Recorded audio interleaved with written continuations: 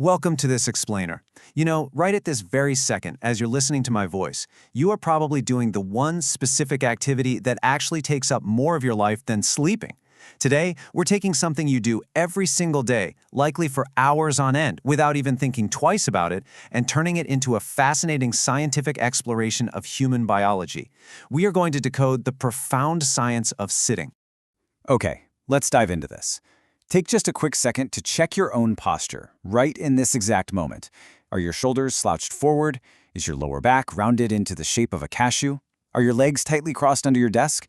Well, don't fix it just yet. Just notice it. Sit in that awareness for a second. Because by the end of this explainer, you're going to understand exactly what that specific posture is doing to your underlying biology, how it's literally shaping your mindset, and precisely how to fix it. Here's our roadmap for today. We're going to hit the biology of sitting, the systemic effects of posture, the mind-body connection, bust the active chair myth, engineer the perfect workstation, and finally cover the sit-stand-move paradigm. I promise you, we aren't just going to list all the problems. We're giving you highly actionable, science-backed solutions. Starting with Section 1, the biology of sitting, moving beyond the static load. To really grasp this, we have to recognize the massive evolutionary mismatch we're currently living in. The human musculoskeletal system evolved over hundreds of thousands of years for dynamic, constant movement. But our modern environments force us into chairs for upwards of 11 hours a day. We simply weren't built for this kind of sustained static load. So what's the actual baseline for human biomechanics? It's a concept called neutral spine alignment. This is that natural, graceful S shape of your spine, your cervical, thoracic, lumbar, and sacral curves. Imagine your core muscles acting as a perfectly tensioned internal corset wrapping entirely around your spine. When you maintain this alignment, that corset evenly distributes loads and minimizes focal pressure. It's absolutely vital for preventing premature disc degeneration. Think about the discs down at your L3 to L5 spinal levels. They're the vast majority of your upper body's weight. When you lose that S-curve, you're essentially squeezing those lower discs asymmetrically. It's kind of like squeezing the front of a jelly donut. Over time, you're risking a blowout. But what happens when we introduce everyday, seemingly harmless habits? Take crossing your legs. If you sit with your legs crossed for over 3 hours a day, you induce a massive 13.25 millimeter lateral pelvic tilt. This forces your lumbar spine to bend sideways just to keep your head level. Now, 13 millimeters might not sound like much, but think about the sheer mechanical stress of holding that tilt for 8 hours a day, 5 days a week, over a 10-year career. What's incredible from a biomechanical standpoint is that this causes a measurable decrease in right external oblique muscle activity. You are literally creating a permanent muscular imbalance that can cement into postural scoliosis over time. No way, right? Moving to Section 2, systemic effects of posture. More than just a sore back. Now that we've looked at the skeleton, let's see what happens inside the body when that framework collapses. And this brilliantly illustrates how slouching goes way beyond just a sore back. When you slump into a kyphotic position, that classic C-shaped rounding of the shoulders, you are physically crushing your thoracic cage. Imagine your lungs trying to fully inflate inside a box that is steadily shrinking. This leads to drastically reduced lung capacity and shallower tidal volume, meaning less oxygen to your brain. Then there's abdominal compression. Slouching squishes your stomach, increasing intra-abdominal pressure. This can actually force stomach acid upward past the esophageal sphincter, causing GERD and heartburn while slowing down your entire digestive tract. And all that downward pressure, it presses directly onto the bladder, overstretching the pelvic floor, leading to stress incontinence. Your internal organs literally need physical space inside your torso to function.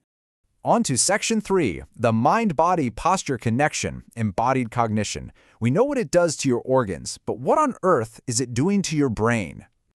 This brings us to a fascinating concept called embodied cognition. It's the scientifically backed idea that your brain actively monitors your body's physical position to figure out your psychological state. Picture two groups of people walking into a highly stressful interview, a clinical trial known as the Trier Social Stress Test. Participants who maintained an upright posture reported feeling enthusiastic, had noticeably higher self-esteem, and were way more confident problem solvers under pressure. In stark contrast, the participants forced to adopt a slumped posture physically shrank into themselves. They reported feeling sluggish and fearful. Amazingly, the slumped group actually used significantly more negative emotion words and singular first-person pronouns, words like I and me. In psychology, the heavy use of singular first-person pronouns is strongly linked to self-focused rumination and anxiety. So, sitting up straight doesn't just make you look attentive. It actually builds biological and psychological resilience against stress. Let's hit Section 4, Busting the Active Chair Myth, the truth about stability balls. Given all these terrifying problems, you might be tempted to just jump on the active sitting bandwagon and roll an oversized gym ball into your cubicle. Well, let's look closely at the science here. According to findings from the University of Waterloo, sitting on a stability ball does indeed increase initial core activation by about 33%. Sounds great, right? Well, for the first 15 minutes. But here is the catch. They cause rapid postural muscle fatigue during prolonged use. Because you have no backrest, those tiny stabilizer muscles in your core are firing nonstop to keep you balanced. Eventually, they just give up and fatigue entirely. When that happens, you inevitably adopt incredibly awkward slumped positions to compensate, which are far worse for your spine than sitting in a normal chair. Plus, the unstable nature drastically increases your risk of sudden falls and injuries in the workplace. Now, what's really interesting about this slide is the institutional proof behind it. Look no further than the U.S. Army.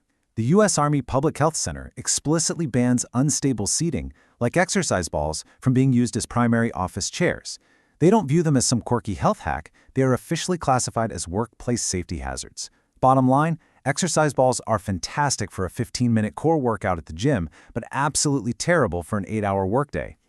Which brings us to Section 5, Engineering the Perfect Workstation, the Human-Machine Interface. It's time to shift gears from the problem to the solution.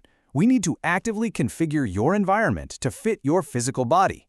6 foot 4 inches. Why does that specific height matter? Because standard 29.5-inch office desks are ergonomically built to match the resting elbow height of a 6 foot 4 inch man.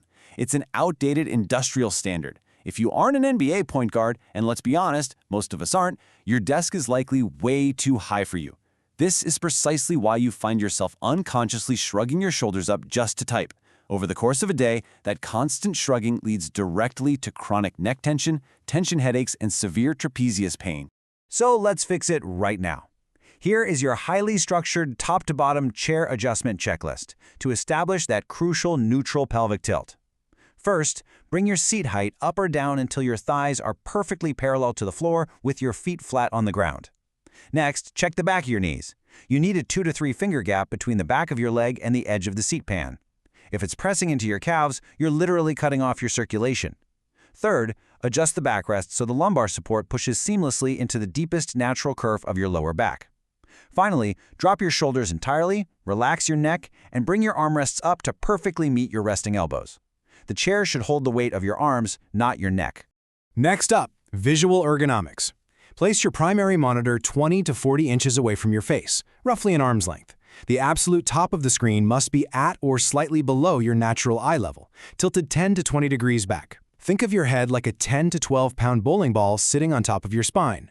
If your monitor is too low, you develop nerdy neck, a forward head carriage.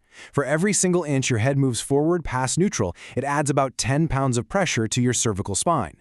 If it's too high, you force cervical extension, pinching the nerves in the back of your neck.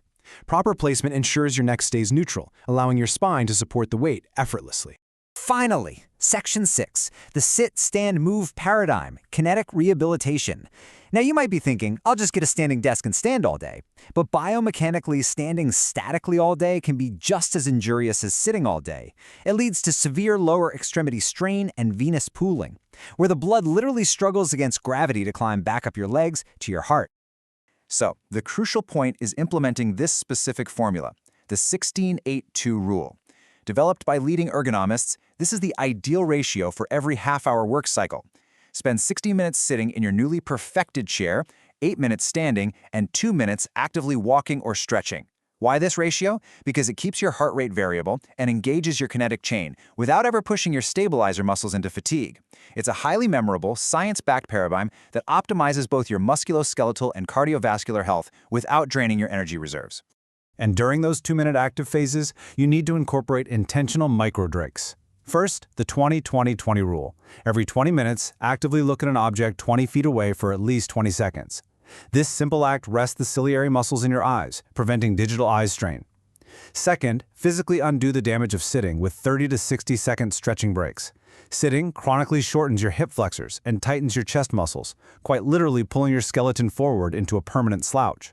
Doing quick chest openers, where you pull your arms back and physically feel the tight muscles across your sternum uncoiling, actively fights back against this skeletal shortening.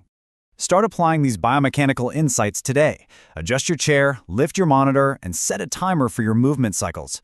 But as you look around your newly optimized workspace, it leaves us with one final provocative question.